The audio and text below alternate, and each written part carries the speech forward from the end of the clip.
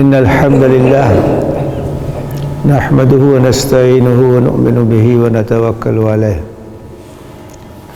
ونعوذ بالله من شرور أنفسنا ومن سيئات أعمالنا من يهده الله فلا مضل له ومن يضلل فلا هادي له وأشهد أن لا إله إلا الله وحده لا شريك له وأشهد أن محمدًا عبده ورسوله اللهم صل وسلم وبارك وأنعم على عبدك ورسولك ونبيك محمد وعلى آله وأصحابه أجمعين يا أيها الذين آمنوا اتقوا الله حق تقاته ولا تموتن إلا وأنتم مسلمون يا أيها الناس اتقوا ربكم الذي خلقكم من نفس واحدة وخلق منها زوجها وبث منهما رجالا كثيرا ونساء واتقوا الله الذي تساءلون به والأرحام إن الله كان عليكم رقيبا يا أيها الذين آمنوا اتقوا الله وقولوا قولا سديدا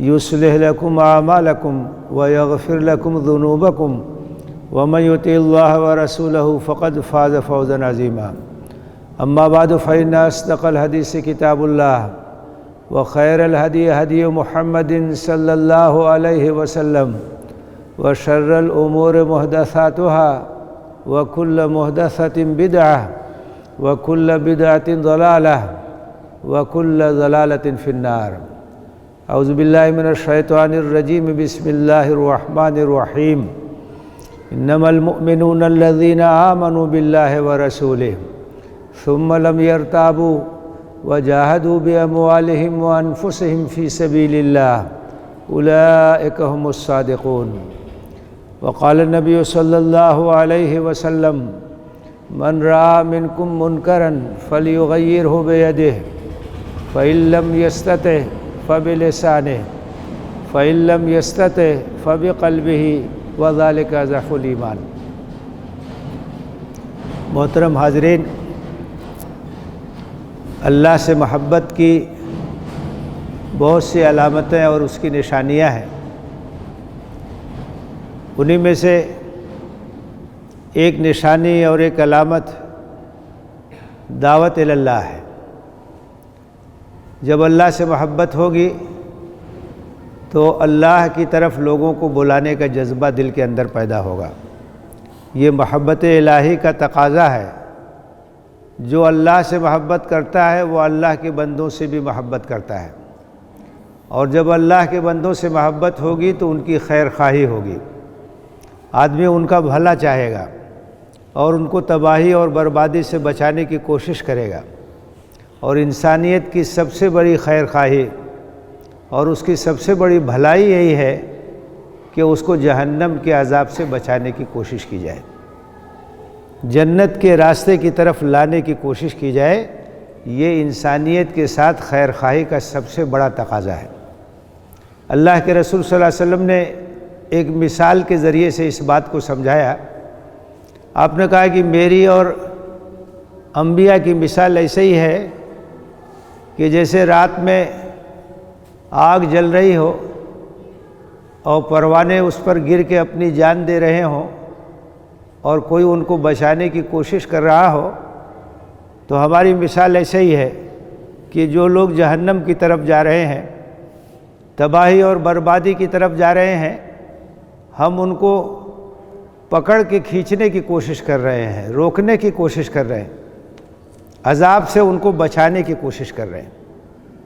قرآن مجید میں اللہ تعالیٰ نے اپنا احسان بتاتے ہوئے فرمایا وَكُنْتُمْ عَلَى شَفَا حُفْرَةٍ مِّنَ النَّارِ فَأَنْقَذَكُم مِّنْهَا، کہ تم آگ کے دہانے پر کھڑے تھے، تو اللہ نے اپنے رسول کے ذریعے سے، اپنے نبی کے ذریعے سے، اپنی کتاب اور اپنی ہدایت کے ذریعے سے تم کو اس سے بچایا۔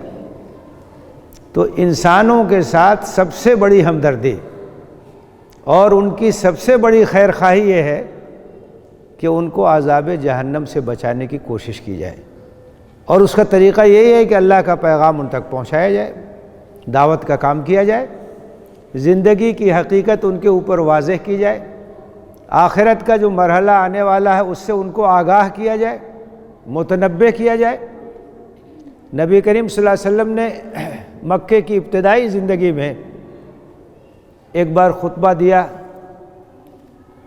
اور مشرکین سے خطاب کیا، اپنی قوم کے لوگوں سے خطاب کیا، اور آپ نے فرمایا ان الرائد لا یکذب اہلہ واللہ لو کذبت الناس جميعا ما کذبتکم ولو غررت الناس جميعا ما غررتکم واللہ لتموتن کما تنامون ثم لتبعثن کما تستيقظون وإنها لجنة أبدا أو لنار أبدا۔ آپ نے کہا کہ دیدبان اپنے قوم سے جھوٹ نہیں بولتا ہے۔ قافلے جب چلتے تھے صحرائی علاقوں میں تو قافلوں کے آگے ان کا ایک نمائندہ ہوتا تھا جس کو رائد اور دیدبان کہا جاتا تھا۔ وہ آگے جا کے دیکھتا تھا کہ کون سی جگہ ایسی ہے جو قیام کے لیے مناسب ہے، قافلے کو کہاں روکنا چاہیے، کہاں پانی ہے، کہاں ضروریات کی تکمیل ہو سکتی ہے، پھر اس کی نشاندہی کے مطابق قافلہ وہاں جا کے رکتا تھا۔ تو آپ نے اسی چیز کی طرف اشارہ کیا، آپ نے کہا ان الرائد لا یکذب اہلہ، دیدبان کبھی اپنی قوم سے جھوٹ نہیں بولتا ہے، غلط جگہ نہیں ٹھہرائے گا، وہ غلط رہنمائی نہیں کرے گا۔ میں بھی تمہارا دیدبان ہوں اور میں تمہاری خیر خواہی چاہتا ہوں، میں تمہاری غلط رہنمائی نہیں کر سکتا۔ پھر آپ نے فرمایا واللہ لتموتن کما تنامون، یاد رکھو کہ جس طرح تم سوتے ہو، تم کو نیند آتی ہے، تو اسی طرح سے ایک دن ہمیشہ کے لیے سو جاؤ گے، موت آ جائے گی۔ یہ جو نیند آتی ہے ایک طرح سے موت کا تجربہ ہے، آدمی روزانہ اس تجربے سے گزرتا ہے۔ اسی لیے ہم جب نیند سے بیدار ہوتے ہیں الحمدللہ الذی احیانا بعدما اماتنا والیہ النشور، شکر ہے اللہ کا جس نے موت کے بعد زندگی دی، یہ بھی ایک نئی زندگی ہے اور اللہ کی طرف پلٹ کے جانا ہے۔ تو آپ نے کہا جس طرح سے تمہیں نیند آتی ہے اسی طرح سے ایک دن تمہیں موت آ جائے گی، اور اس کے بعد موت کے ساتھ قصہ ختم نہیں ہوتا ہے، موت کے ساتھ زندگی کا خاتمہ نہیں ہوتا ہے، ایک نئی زندگی کی شروعات ہوتی ہے، ایک نئی زندگی کا آغاز ہوتا ہے۔ موت کو سمجھا ہے غافل، اختتام زندگی ہے یہ شام زندگی، صبح دوام زندگی، دائمی زندگی وہاں سے شروع ہو جاتی، عارضی زندگی ختم ہوتی ہے، دائمی زندگی شروع ہوتی ہے۔ تو آپ نے فرمایا ثم لتبعثن کما تستيقظون، پھر ایک دن تم کو اٹھایا جائے گا، باس بعد الموت کا مرحلہ آئے گا، پھر ایک زندگی تم کو دی جائے گی جس طرح سے نیند کے بعد تم بیدار ہوتے ہو، اور اس کے بعد حساب کتاب کے لیے پیشی ہوگی، اللہ کے سامنے جواب دہی کے لیے پیشی ہوگی۔ پھر کیا ہوگا؟ وَإِنَّهَا لَجَنَّةٌ أَبَدًا أَوْ لَنَارٌ أَبَدًا، پھر یا تو بہشت سرمدی ہوگی یا ہمیشہ کے لیے جہنم کا عذاب ہوگا، کوئی بچ نہیں سکتا۔ جنت اور دوزخ یہ انجام کے طور پر وہاں موجود ہوں گے۔ تو آپ نے آگاہ کیا، عذاب جہنم سے آگاہ کیا۔ نذیر کہا جاتا ہے انبیاء کو، ڈرانے والے، چیتاونی دینے والے، آگاہی دینے والے، وارننگ دینے والے، کہ لوگوں اللہ کے عذاب سے بچنے کی فکر کرو۔ آپ نے اپنے قریب ترین لوگوں کو خطاب کر کے کہا، اپنی پھوپھی حضرت صفیہ سے خطاب کر کے کہا کہ میری پھوپھی صفیہ، میرے پاس جو کچھ ہے اس میں سے جو چاہو مانگو، میں دینے کے لیے تیار ہوں، لیکن اللہ کے عذاب سے بچنے کی فکر کرو، میں نہیں بچا پاؤں گا۔ اپنی بیٹی فاطمہ سے کہا کہ اللہ کے عذاب سے بچنے کی فکر کرو، میں نہیں بچا پاؤں گا۔ تو اس عذاب سے لوگوں کو آگاہ کرنا متنبہ کرنا، باخبر کرنا، یہ سب سے بڑی خیر خواہی ہے، انسانیت کے ساتھ سب سے بڑی بھلائی ہے۔ سب آدم اور حوا کی اولاد ہیں، سب آپس میں بھائی بھائی، اور اس بھائی چارے کا تقاضا یہ ہے کہ ہم ان کو تباہی سے بچانے کی کوشش کریں۔ یہی درد مندی مطلوب ہے۔ یہ جذبہ اگر بیدار ہے تو بے چینی ہوگی، کیسے لوگوں کو عذاب سے بچایا جائے، کس طرح سے لوگوں کو جنت کی طرف لایا جائے۔ اللہ کے رسول صلی اللہ علیہ وسلم کے اندر یہ جذبہ اتنا زیادہ تھا کہ قرآن مجید میں اللہ تعالیٰ نے کئی مقامات پہ کہا فَلَعَلَّكَ بَاخِعٌ نَفْسَكَ عَلَىٰ آثَارِهِمْ إِن لَّمْ يُؤْمِنُوا بِهَٰذَا الْحَدِيثِ آسَفًا۔ ایسا لگتا ہے کہ لوگ ایمان نہیں لائے تو آپ اپنے آپ کو ہلاک کر دیں گے۔ اندازہ کیجئے کہ آپ کی درد مندی، آپ کی بے چینی کتنی زیادہ تھی کہ اللہ تعالیٰ یہ فرما رہا ہے کہ آپ کی ذمہ داری صرف بات پہنچا دینا ہے، نہیں ایمان لاتے آپ کی کوئی ذمہ داری نہیں، لیکن آپ کے اندر اتنی تڑپ اور اتنا اضطراب اور اتنا درد تھا کہ کیسے لوگوں کو اس راستے کی طرف لے۔ آپ خود سوچئے کہ آپ کی نگاہوں کے سامنے اگر کوئی نابینا آدمی کسی ایسے راستے پہ جا رہا ہو جہاں آگے کنواں ہو، تو آپ کے اندر اگر انسانیت ہے تو آپ دوڑ کر کے جائیں گے، اسے پکڑ لیں گے، اس کو آگاہ کریں گے، اس کو بتائیں گے کہ رک جاؤ، آگے کنواں ہے، گر جاؤ گے، ہلاک ہو جاؤ گے۔ تو یہ تو معمولی چیز ہے، جہنم کی کھائی تو بہت خطرناک ہے۔ ہمارا فرض بنتا ہے کہ جہنم کے راستے پہ آگے بڑھنے والے انسانوں کو بچانے کی کوشش کریں۔ یہ دعوت ایک تڑپ کا نام ہے، یہ دعوت ایک جذبہ ہے جو انسانوں سے ہمدردی کی وجہ سے پیدا ہوتا ہے۔ ہمارے جیسے لوگ، ہمارے بھائی بند، ہماری قوم کے لوگ، ہمارے ملک کے لوگ، ہمارے وطن کے لوگ تباہی کی طرف جا رہے ہیں، بربادی کی طرف جا رہے ہیں، اور ہمارے اندر کوئی بے چینی نہ پیدا ہو تو اللہ سے کیسی محبت ہے؟ اللہ سے محبت ہوگی تو اللہ کے بندوں سے محبت ہوگی، اور اللہ کے بندوں سے محبت ہوگی تو ان کو بچانے کی ہم فکر کریں گے، اس کی ہم کوشش کریں گے۔ تو اللہ سے محبت کی ایک علامت یہ بھی ہے کہ دعوت کا کام ہونا چاہیے، انسانوں کو اللہ کی طرف بلانے کا کام ہونا چاہیے، اور یہ دنیا کا سب سے افضل کام بھی ہے، سب سے زیادہ اجر اور ثواب والا کام بھی ہے، اس کے اندر خیر ہی خیر ہے۔ ایک آدمی بھی آپ کی کوشش سے اگر جنت کے راستے پر آ گیا تو وہ آپ کے لیے صدقہ جاریہ ہے، وہ جو نیکی کرے گا اس کو بھی ثواب ملے گا، آپ کو بھی ثواب ملے گا۔ تو یہ محبت الہی کی ایک علامت یہ بھی ہے کہ انسان کے اندر دعوت کا جذبہ ہو، اللہ کے پیغام کو عام کرنے کا جذبہ ہو۔ اللہ کے رسول صلی اللہ علیہ وسلم نے صحابہ کرام رضوان اللہ تعالی علیہم اجمعین کے اندر یہی جذبہ پیدا کیا تھا۔ جو مسلمان ہوتا تھا آپ کی تربیت میں آتا تھا داعی ہو جاتا تھا، وہ اس پیغام کا علم بردار ہو جاتا، پھر اس کے ذریعے سے اسلام پھیلتا، وہ اپنے متعلقین، اپنے دوست احباب، جاننے والوں کے درمیان اس پیغام کو پہنچاتا۔ قل ھذہ سبیلی ادعو الی اللہ علی بصیرۃ انا ومن اتبعنی وسبحان اللہ وما انا من المشرکین۔ اے نبی کہہ دیجئے، اعلان کر دیجئے، یہ میرا راستہ ہے، میں اللہ کی طرف بلا رہا ہوں، یہ نبی کا راستہ ہے، یہ نبی کی سنت ہے، یہ نبی کا مشن ہے۔ پورے اطمینان اور شرح صدر کے ساتھ میں اللہ کی طرف بلا رہا ہوں، میں بھی بلا رہا ہوں، میرے متبعین بھی بلا رہے ہیں۔ ہر مسلمان داعی، ہر مسلمان کا یہ کام ہے کہ اللہ کے پیغام کو پہنچائے، جتنی آپ کے اندر صلاحیت ہے اس کے لحاظ سے آپ دعوت کا کام کریں۔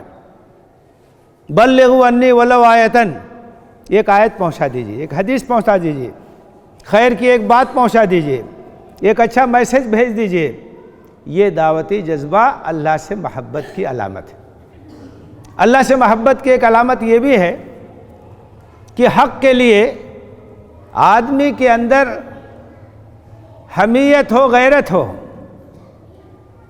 اگر حق کہیں پامال ہوتا ہے، اس کو نظر انداز کیا جاتا ہے، تو آدمی کی غیرت جاگنی چاہیے، اس کے اندر حمیت پیدا ہونی چاہیے۔ ایک مسلمان تماشائی نہیں ہو سکتا، ایک مسلمان حق کا علم بردار ہوتا ہے اور حق کا طرفدار ہوتا ہے۔ یہ دنیا خیر اور شر کے درمیان ایک مارکہ آرائی کی جگہ ہے، ایک کشمکش کی جگہ ہے، اور ایک مومن کا کام یہ ہے کہ وہ حق کا حمایتی ہوتا ہے، حق کے لیے اس کے اندر غیرت ہوتی ہے اور حمیت ہوتی ہے، خاموش نہیں ہوتا ہے، وہ تماشائی نہیں ہوتا ہے، اس دنیا کے اندر حق کا طرفدار ہوتا ہے۔ اور اگر اللہ کی آیتوں کے ساتھ کھلواڑ ہوتا ہے، اللہ کے احکام پامال ہوتے ہیں، اللہ کی شریعت پامال کی جاتی ہے، تو ایسے موقع پر اس کی غیرت جاگتی ہے، اس کے اندر حمیت پیدا ہوتی ہے، اور حق کی حمایت کے لیے وہ جو کچھ کر سکتا ہے اسے کرنا چاہیے۔ حضرت موسیٰ علیہ السلام کا جو واقعہ قرآن مجید میں بیان کیا گیا ہے، اس کے اندر آپ دیکھیں گے تو غیرت اور حمیت اور مظلوم کو بچانے کا جذبہ، ظالم کے خلاف کھڑے ہونے کا جذبہ، وہ بہت صاف نظر آئے گا۔ قرآن نے ان واقعات کا تذکرہ کیا ہے۔ حضرت موسیٰ علیہ السلام نکلے، انہوں نے دیکھا کہ ایک قبطی ان کی قوم کے ایک کمزور آدمی کے ساتھ زیادتی کر رہا ہے۔ مدد کے لیے اس مظلوم نے پکارا تو حضرت موسیٰ علیہ السلام نے نہیں سوچا کہ مجھ سے کیا مطلب، یہ نہیں، وہ فوراً جو مظلوم تھا اس کی مدد کے لیے آگے بڑھے، اور اتفاقاً ایسا ہوا کہ انہوں نے اس ظالم کو ایک ہاتھ لگایا اور اس کی موت ہو گئی۔ فَوَقَذَهُ مُوسَىٰ فَقَضَىٰ عَلَيْهِ، جان لینا کوئی مقصد نہیں تھا، اتفاقیہ ایسا ہو گیا۔ آپ تو مظلوم کی حمایت میں کھڑے ہوئے تھے، اس پر ان کو افسوس بھی ہوا۔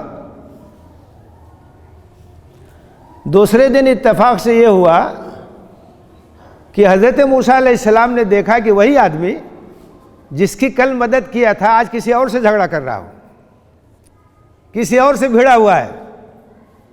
تو حضرت موسیٰ علیہ السلام نے یہ سوچا کہ اس کے اندر ایسا لگتا ہے کہ اس کے مزاج میں جھگڑا ہے، روز کسی نہ کسی سے جھگڑا کرتا رہتا ہے۔ تو اس وقت وہ آگے بڑھے کہ اس کو روکیں۔ تو اس نے سوچا کہ کل تو ایک قبطی کا خاتمہ ہوا تھا، آج کہیں میرا نمبر نہ آ جائے۔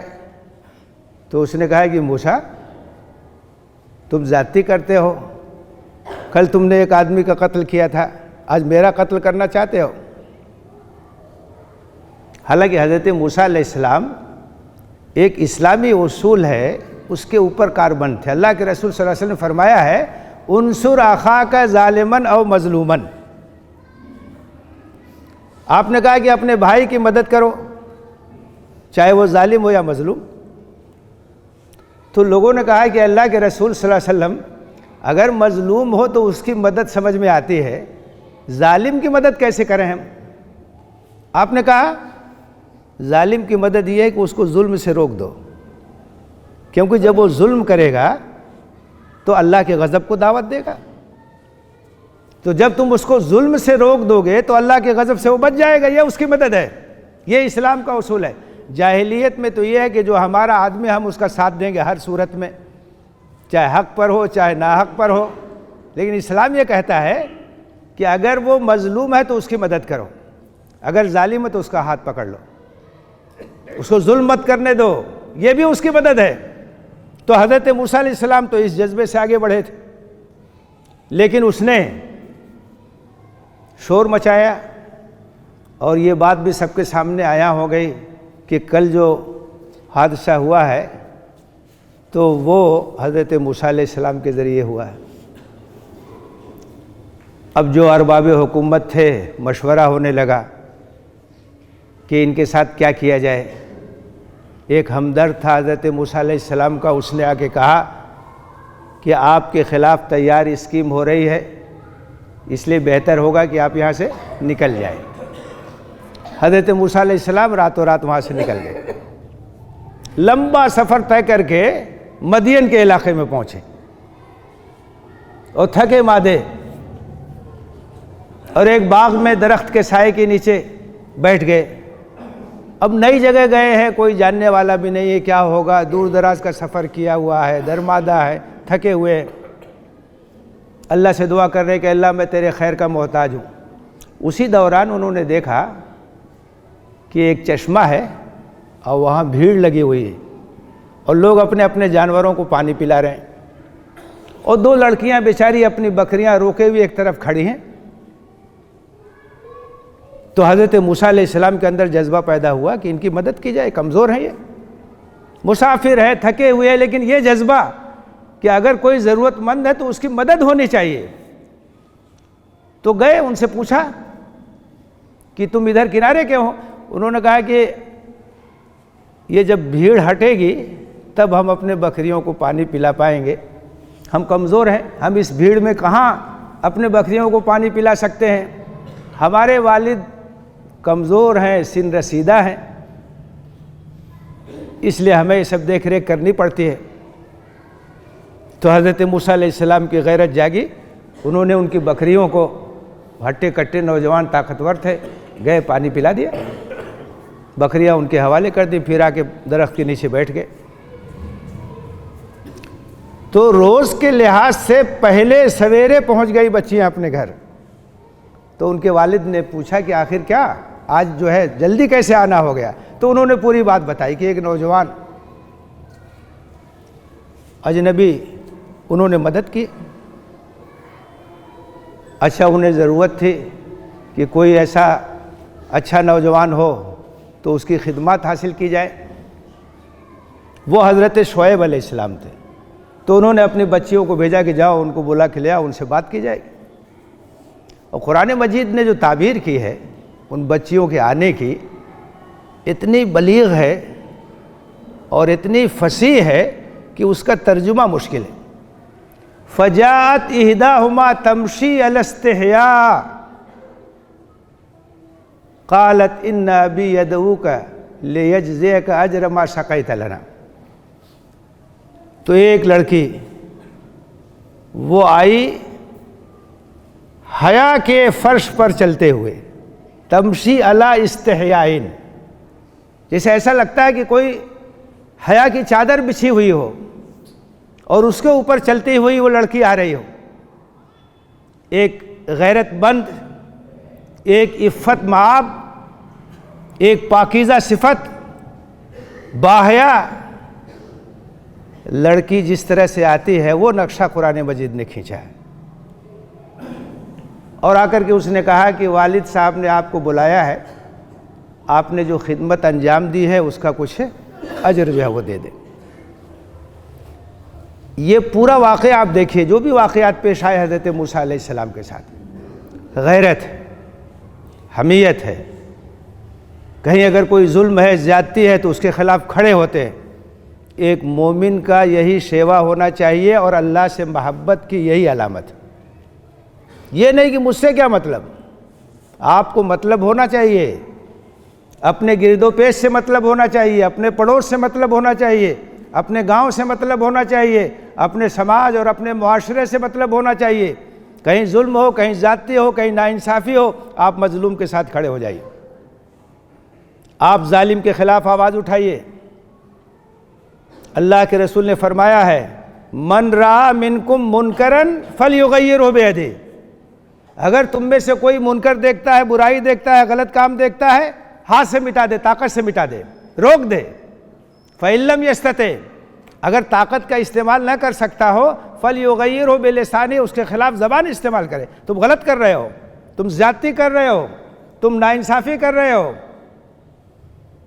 فَإِن لَمْ يَسْتَطِعْ، اگر کہیں ایسے حالات ہوں کہ زبان بھی کھولنا مشکل ہو، فَلْيُغَيِّرْهُ بِقَلْبِهِ، تو دل میں تو نفرت ہونی چاہیے، غلط ہو رہا ہے۔ آج میں زبان استعمال نہیں کر پا رہا ہوں، کل میرے اندر طاقت ہوگی، زبان استعمال کروں، طاقت کا استعمال کروں گا، اثر و رسوخ کا استعمال کروں گا۔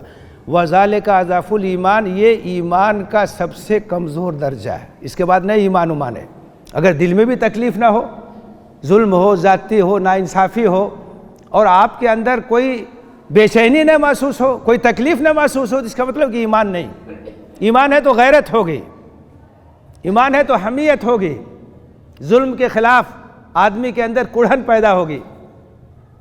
تو یہ بھی اس بات کی علامت ہے کہ اللہ سے محبت آپ کے دل کے اندر موجود ہے۔ تو دعوت کا کام، حق کے لیے غیرت اور حمیت کا مظاہرہ، مظلوم کا ساتھ دینا، ظالم کے خلاف کھڑے ہونا، یہ بھی محبت الہی کی علامت ہے۔ اللہ تعالی ہمیں اس کی توفیق دے، آمین۔ وآخر دعوانا ان الحمد للہ رب العالمین۔ اقول قولی ھذا واستغفر اللہ لی ولکم اجمعین فاستغفروہ انہ هو الغفور الرحیم۔